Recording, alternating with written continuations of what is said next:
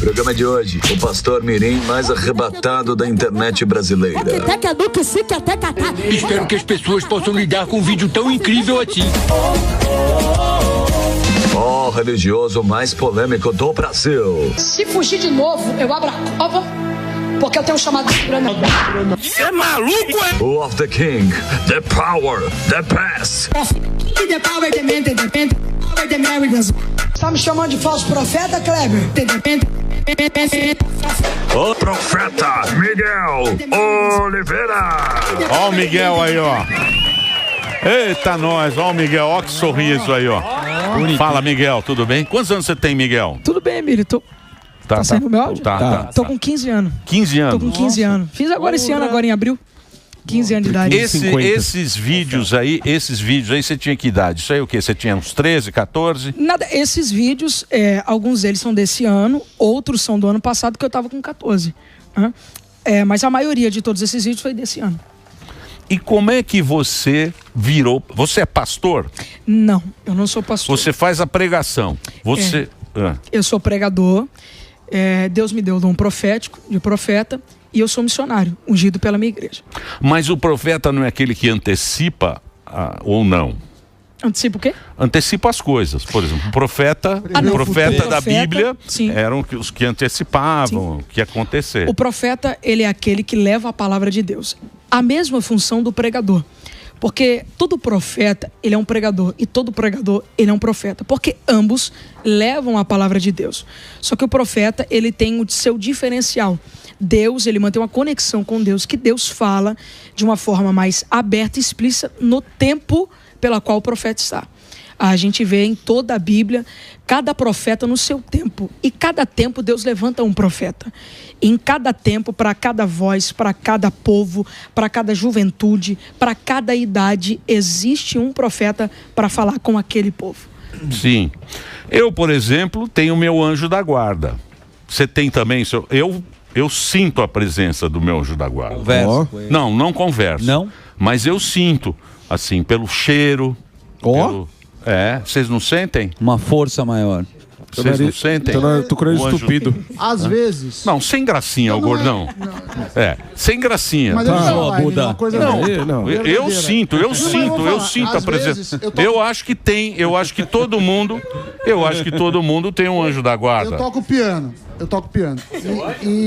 Com anjo? Não é, que vocês querem ficar zoando, vamos zoar, pô. Como eu sinto. Não é zoar. Você não acredita nem em Deus. Deixa eu falar o que eu acredito. Deixa o cara falar, meu. Pô, ele não acredita. Pera aí, ô testa de beluga. Eu tô tocando piano, toco jazz, tenho improviso. Olha, eu só queria falar uma coisa aqui, Morgado, eu vou sair em sua defesa. Semana passada, um padre te chamou de baleia. Você viu como é? Agora, agora ele falou pra me chamar de Buda, eu não vou fazer isso. Como você é?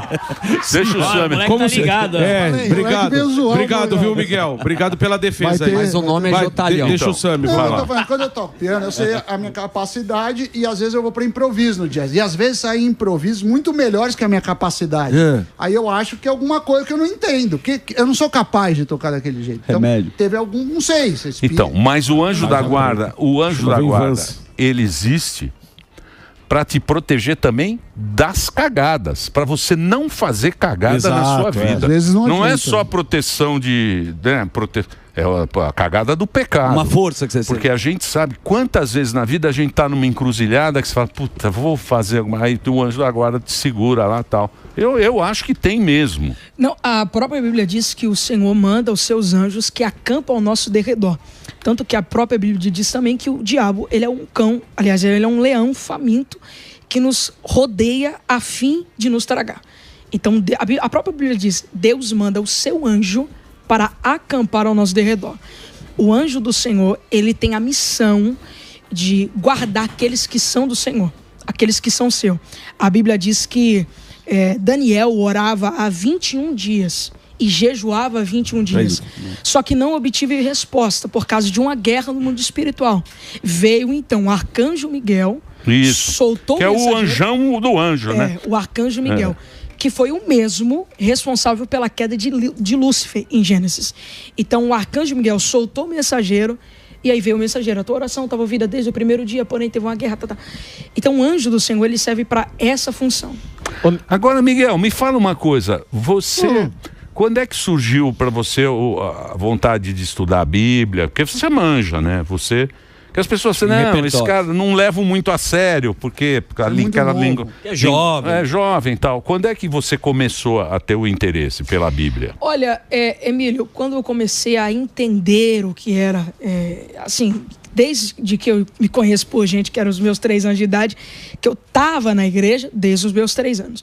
Só que quando eu comecei a desenvolver o interesse pela mensagem, pela pregação, pelo estudo, eu comecei a entender, ser mentorado por pastores, amigos, dizer assim, Miguel, você para ser um pregador, você precisa estudar.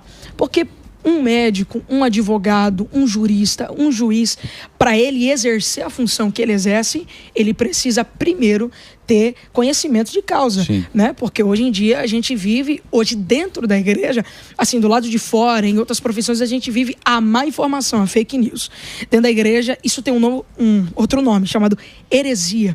Para que as heresias não venham a ser lançadas ao povo e as pessoas acreditem naquilo que um texto está deturpado. A Bíblia mesmo, ela é muito complexa para você entender. Então, eu não procuro entrar em assuntos, em polêmicas, se é ou não é. A minha missão, Emílio, é levar a palavra de Deus. É levar para uma pessoa que está desesperada, a pessoa que está ali tomando remédio para depressão, a pessoa que está ali no leito de hospital, a pessoa que está com um cano de um revólver na cabeça, a pessoa que está à beirada de um passo, de uma ponte para se jogar. Então, aonde que eu não vou, a minha voz vai. E o que traz na minha voz? A palavra de Deus. Então, eu comecei a desenvolver esse interesse pela palavra quando eu vi pastores pregando, pessoas no altar, Deus usando, Deus também bradando comigo no meu coração, no meu íntimo, do meu espírito. E eu comecei a entender mais a palavra de Deus. Ouvindo, aprendendo, sabe, conhecendo, ouvindo mensagens, pregadores, pastores, né? Até mesmo porque em todo o seu todas as pessoas que dão início a algo, uma carreira, uma função ou um dom, ele tem o seu mentor. Em todos os casos. Eliseu tinha Elias, até, vamos supor aqui nos dias atuais, até o próprio Silvio Santos tinha o senhor Carlos Alberto de Nóbrega. Isso. Então, todas as Você pessoas... tem que ter um homem na sua vida. Chama-se um homem da tua vida. Pode ser uma Todo mundo tem que ter alguém. Uma referência. Uma Agora, referência. a espiritualidade sempre é um chamado, né? Quando alguém tem a presença, como você tem, você deve ter tido alguma experiência diferente. Qual foi a sua experiência que foi um chamado? Você falou, cara, vou para este lugar. Olha, muitas experiências que eu já tive com Deus. Principalmente em culto. Né? Eu sou uma pessoa que eu sou usada nos dons da revelação desde os meus 5 anos de idade. Desde os meus 5 anos de idade, Deus já me mostra visões, profecias, revelações, que Deus me usa para pessoas, Deus me usa para um casal, para uma pessoa que está ali. Então, desde os meus 5 anos de idade, Deus já me usa no dom da revelação. E desde lá até aqui, eu comecei a ter experiências espirituais com Deus. E através dessas experiências, eu comecei a ter um entendimento pelas coisas de Deus. A gente entendendo as coisas de Deus, de um dom, a vocação que é, Deus vai abrindo a nossa visão. E Deus não fala com o profeta só para as pessoas.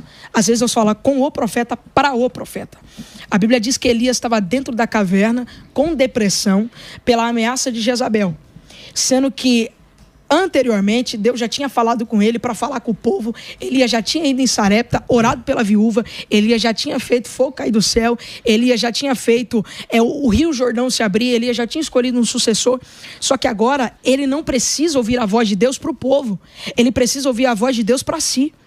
Então a Bíblia diz que Deus, a voz de Deus brada dentro da caverna e fala assim, Elias, se levanta. Então, Emílio, Deus, ele não me usa para pessoas, mas de vez em quando Deus me usa. Então, mas você acha que Deus usa todas as pessoas? Eu acredito que Deus, ele é soberano. Sim, mas, Deus por exemplo, tudo que acontece na tua vida é pelo Deus. Coisas boas e coisas ruins. Com certeza.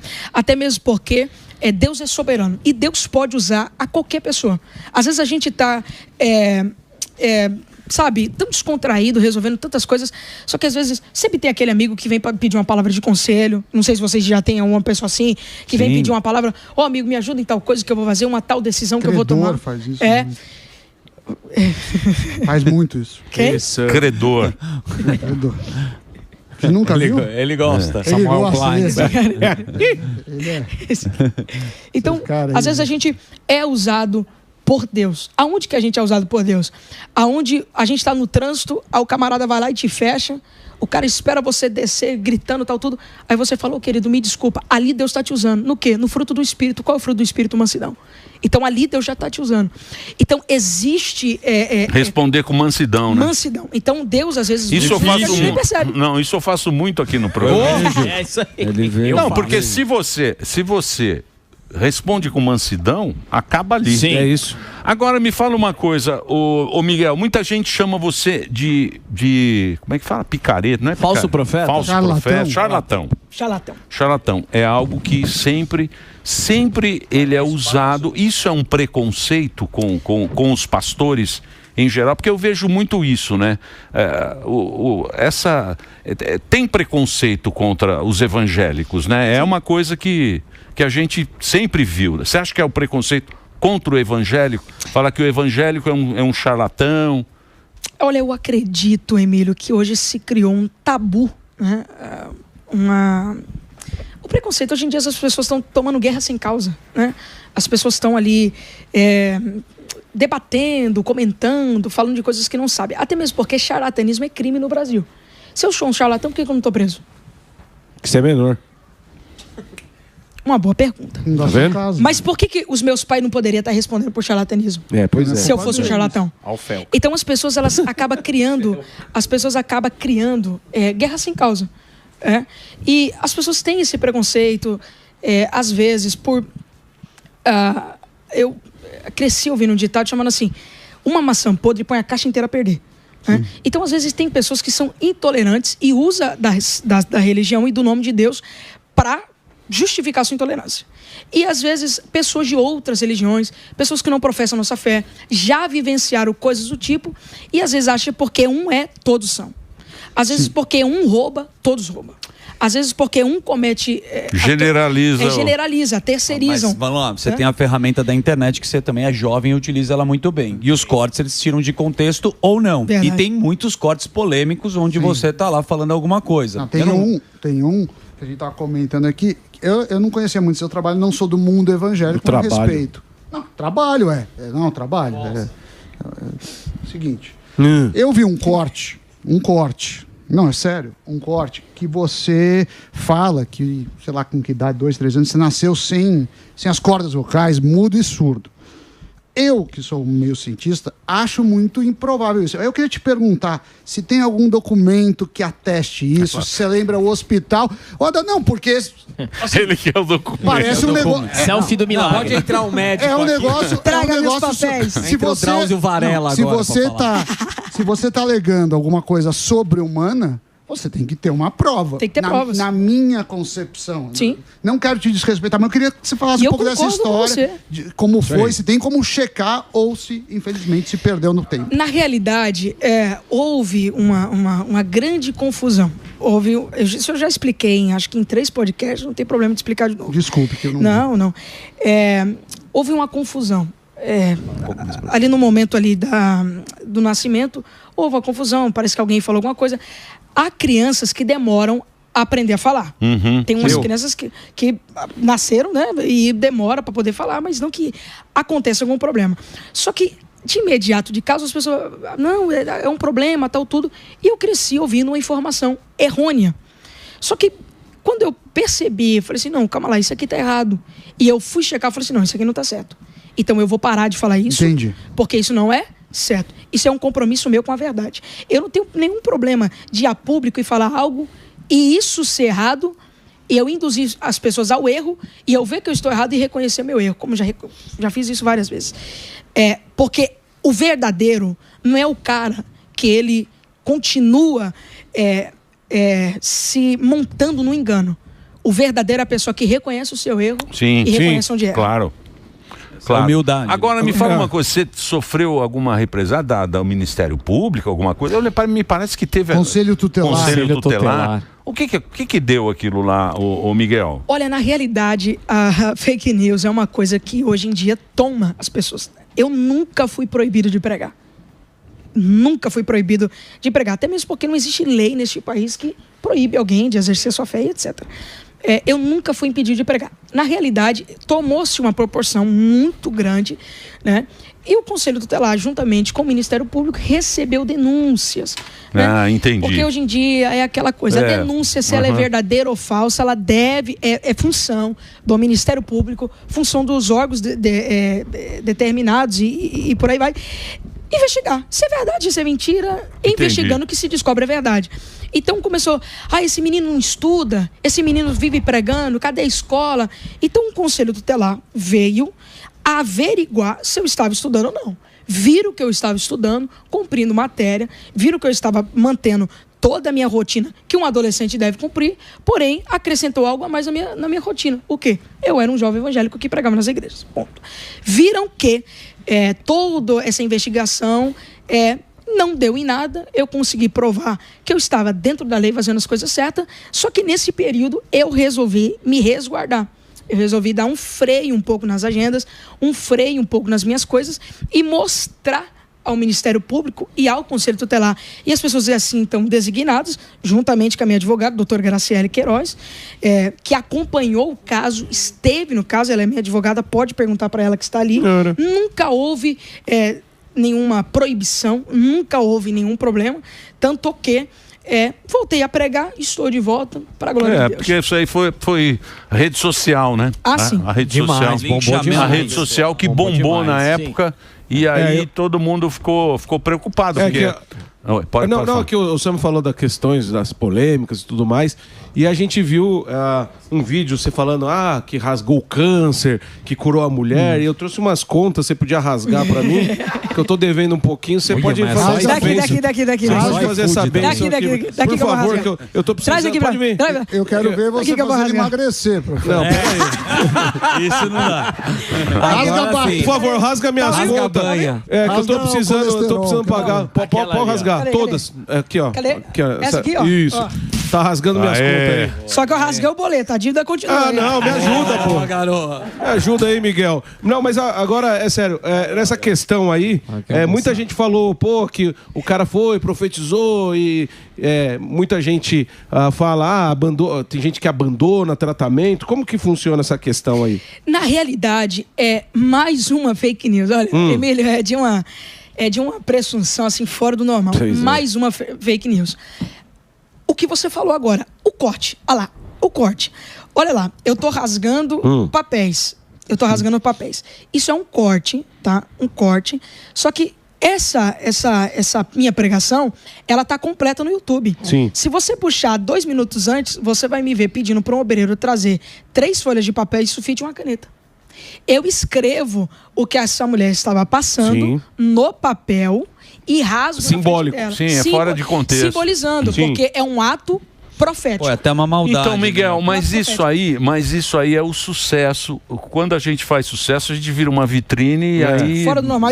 Aí é incontrolável. Sabe, as pessoas vieram. Mas isso você está preparado para isso, para o sucesso? Porque você é um cara que fala bem. Você, Nossa senhora. Sabe? Tem um penteado bom. E é novo. Você cabelo bom. Meu cabelo é feio. Não, você assistindo as suas... Você fica meio encantado. Porque você fala, esse cara tem alguma coisa diferente. Que você não sabe o que é. Que é uma habilidade que você tem a pregação. Que você aprendeu desde pequeno. Ou um dom, né? É um dom, sei lá. É algo que você tem que é especial. Aí as pessoas vão querer te derrubar. Você está preparado para isso? Olha, Emílio, a gente que é ser humano, que é feito de carne e osso, embora a gente tenha o nosso lado espiritual, até mesmo porque Jesus era 100% homem e 100% Deus. Como Deus, quando Pedro cortou a orelha do soldado e Jesus disse assim, eu não preciso de quem me defenda, que se eu precisava de alguém me defenda, eu dava um estralar de dedo desse, um guardião de anjo aqui, matava todo mundo. Então, a gente tem o nosso lado espiritual, mas a gente tem o nosso lado carne. Como assim o nosso lado carne? O lado carne, quando Jesus estava na cruz, ele olhou para o céu e falou, Pai, por que me desamparaste? Então, a gente sofre no emocional. Quando a gente está assim, no espiritual, na autoridade, no poder de Deus, assim, que se exploda as críticas, que se exploda os problemas. Mas quando a gente sai do culto, do ambiente culto, e vai para dentro da nossa casa, a gente sente esses problemas. O carnal, porque as pessoas não atingem. Verdade. As pessoas elas não vêm na mentira, as pessoas vêm na calúnia. As pessoas caluniam, as pessoas não têm a noção do peso de uma crítica. As pessoas não têm noção do peso de uma mentira, propaganda, um discurso de ódio, uma ameaça de morte, como que eu posso usar o adjetivo aqui? Um xingamento, sabe, uma esculhambação. As pessoas não pesam isso.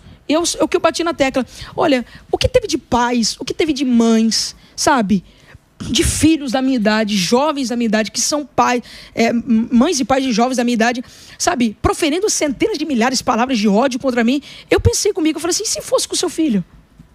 E se fosse com o seu filho? Será que você também concordaria com os xingamentos que você está proferindo ao outro? Porque eu entendo assim, o que eu não quero pro próximo, eu não posso desejar para mim. Sim. Emílio. Mas a rede social é a base. Exatamente. É a base cristã. A minha função. Mas você sabe que na rede social não tem isso. Não tem. Não existe empatia. A internet hoje, ela acha... Não tem empatia. A internet hoje, ela acha que ela é uma terra sem lei. Só que para isso a gente existe uma delegacia de crime cibernético, onde as pessoas falam o que quer, pensam o que quer e acham que por estar num perfil fake sem foto, as pessoas estão resguardadas por aquilo. Não dá.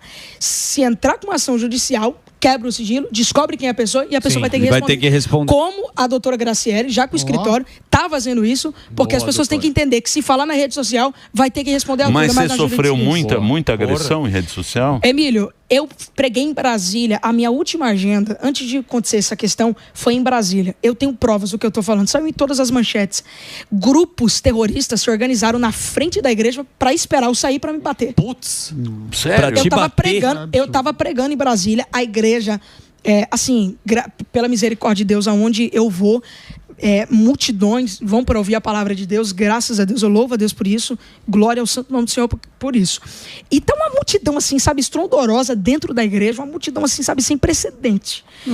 E eu em cima do altar, pregando, de repente eu vi uma correria do lado de fora, o obreiro vindo pro lado aqui, aí eu tirei o microfone e perguntei pro pastor, o que tá acontecendo?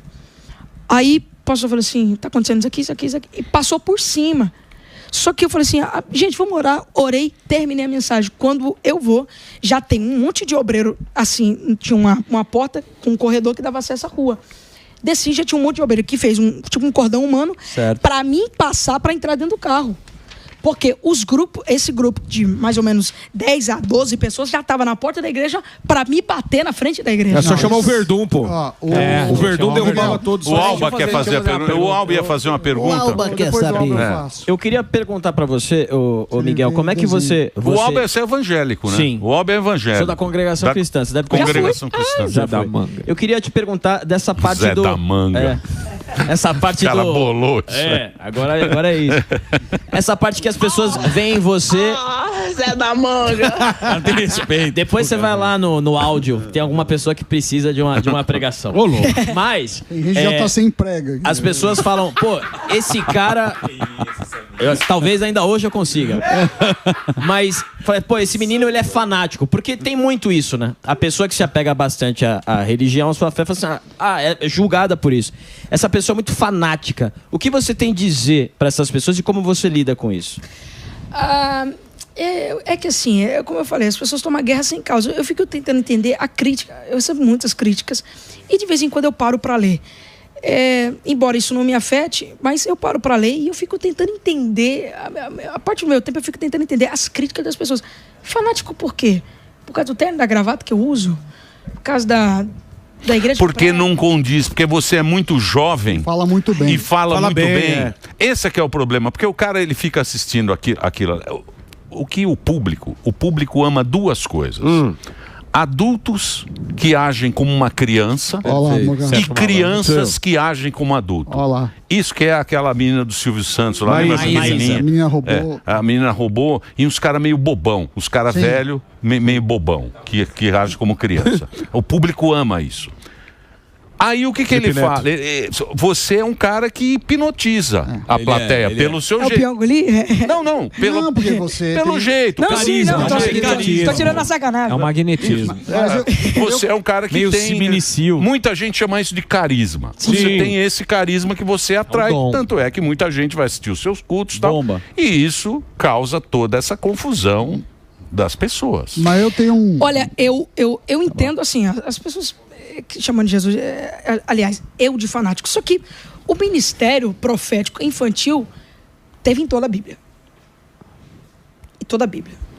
Em toda a Bíblia teve um ministério profético infantil. Primeiro, Jeremias. Senhor, eu sou uma criança. Não digas que é uma criança, porque desde o ventre da tua mãe eu já te separei como profeta das nações. Como assim? Então Deus é intolerante? Então Deus é fanático? Então Jeremias era fanático? Então como que Deus dá desde o ventre um feto, gente? Ser profeta, Deus deu a ele um feto como profeta. A menina da casa de Naamã, então. A menina da casa de Naamã, quando Naamã estava com a armadura por fora, mas com a lepra por dentro, que ninguém sabia, um general, olha o grande. Deus usa a menina dentro da casa de Naamã, escrava, e fala assim: minha senhora, na minha cidade tem um profeta. Se a senhora falar, certamente o meu senhor sairá curado. Sim. O menino com 5 pães e 2 peixinhos foi responsável para alimentar uma multidão. E quando os discípulos, olhos grandes, tentaram afastar as crianças de Jesus, aí sabe o que Jesus disse? Não impeçais de vir até mim, porque delas são reinos dos céus. Sim. Você sabe qual que é o problema? É que hoje as pessoas têm um sério problema com quem Deus levanta. As pessoas têm um sério problema com a chamada, as pessoas chamam de prematuro, né? Prematuro, né? Prematuro, né? Que nasce muito prematuro, muito jovem. Só que eu vejo a realidade hoje de algumas favelas do Rio de Janeiro e comparo com a minha. Então o que é melhor? Eu estar com a Bíblia na mão esperando você e sua família na esquina com revólver? Eu tenho uma questão que... Sem dúvida. Será que essas crianças que estão com fuzil na mão, que já sabe atirar, que já sabe o que é a cocaína, que já sabe o que é a pornografia, que o governo do nosso país tem tomado precauções sobre isso e acontece essas coisas de crianças na pornografia, crimes e por aí vai. Será que elas não são imaturas? É verdade. E vou dizer uma coisa. Eu tenho um ponto que eu queria perguntar. Martin Simpson tá impossível. Eu fiz 2 perguntas. E eu não fiz nenhuma esperando a sua. O Sami não acredita em nada, hein? Nada, só no saldo. Eu acredito na estatística. No saldo disponível para saque. Eu acredito na estatística. Eu acredito na estatística. Certo. E Albert perguntou se Deus joga dados, mas isso é papo para outra hora. Qual que é o meu problema e que às vezes eu fico com medo? Tem muitas pessoas, e eu acho bonito as pessoas que pregam a palavra, que acreditam em Deus. Porém, às vezes a pessoa tem alguém doente e acha que pela igreja vai ter a cura. E pode deixar de fazer um tratamento médico, pode deixar de fazer alguma coisa para isso. Aí isso é fanatismo. Aí eu tenho medo disso, dessa troca e achar que a igreja pode curar isso. Então, isso me preocupa. Então, mas aí isso é fanatismo. É a pessoa que... Assim, a fé é indiscutível. A pessoa que crê, eu creio. Você precisa ter fé. Acabou, a fé. Para você se curar, acontece. Você precisa da ciência e da fé. Sem fé você não atravessa a rua. Do lado do outro. Se você não tiver fé na tua vida, Samidana, você não atravessa a Paulista aqui embaixo. Você fica numa calçada. Mas assim, na verdade, ateus não... E a fé ajuda a cura. Mas assim, eu não dispenso o trabalho da ciência e da medicina. Sim, claro. Eu tô com uma dor de cabeça, aí eu tô com o dipirona na mão. Oh, meu Deus, em nome do Senhor Jesus, meu Pai, curador de cabeça. Tá o dipirona, é só abrir e tomar. Simples. Há coisas, a Bíblia diz, há coisas que se usam a fé. Há coisas que se usam a naturalidade. Deus deixou a natureza para isso. Se um homem é natural e o remédio é produzido pela natureza, por que a pessoa não vai tomar e vai buscar ajuda? Você tá entendendo? Bela resposta. Então, às vezes, as pessoas, elas negligenciam a ciência e apelam para a fé. Eu não tenho problema nenhum com isso. A fé é de cada um e cada um usa segundo a sua vontade. Mas a fé, Emílio, é uma coisa muito preciosa. Até o ateu já teve fé na sua vida. Sim. Até o ateu já teve fé na sua vida. Só que a verdadeira fé, só que a verdadeira fé não é aquela. Só que a verdadeira fé é um ateu, é um ateu de merda. É um ateu de merda. Ele fala: eu sou agnóstico. Mas também não tem dinheiro pra ninguém me enganar, não. Também não sou feito de trouxa. Conceição, fala pra ele. Eu só fiquei chateado com uma coisa. Olha, eu gostei muito de conhecer você, meu querido. Vou passar o Instagram do Miguel. É Miguel Oliveira Oficial. Ele bateu um papo rápido aqui com a gente. Também. Tem um zero. Tem um zero no final. Tem um zero no final. Tem um zero no final? Pô, tem bastante. Tem 1 milhão e quase 1,5 milhão de seguidores. Tô chegando a 1,5 milhão. Puta fenômeno. Miguel Oliveira Oficial, que é esse... Eles falam que é mini pastor e tal, mas eu acho que é um pastor, é um cara que leva a palavra Profeta. de Deus, que É o leva a jeito palavra. carinhoso das pessoas tratar, né? Eu só fiquei chateado com ele que ele falou que a velocidade que a pessoa vai até o altar é a mesma velocidade que vem o milagre. Ou seja, o meu vai demorar para chegar. E vou dizer uma coisa pra você.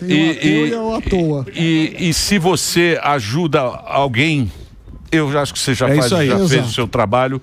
E eu acho que as igrejas evangélicas, principalmente essas igrejas, fazem muito pela população mais carente, porque elas estão lá para as mulheres que sofrem droga. Muita gente aqui que a gente conheceu. A gente vê até, desculpa só te cortando, a gente vê, e eu saio em defesa da igreja universal, as pessoas falam tanto do Edir Macedo e etc. Só que é a única igreja no Brasil que quando tem deslizamento, soterramento de pessoas, elas são a primeira a chegar. Isso é muito forte. Comida, alimento, sabe? Tantas obras sociais. E as pessoas muitas obras sociais são feitas pela a própria congregação que o... Esqueci o nome, seu nome. Alba. André Alba. Até o André Alba, cito aqui da congregação. A congregação também faz inúmeros projetos sociais, se reúne com a congregação, o pessoal levanta uma igreja do dia para noite. É isso aí. Isso é verdade. Então essas coisas, as pessoas vão, né? Mas infelizmente é o pensamento de cada um. Tá bom. Obrigado, viu, Miguel? Prazer te conhecer, boa sorte para você.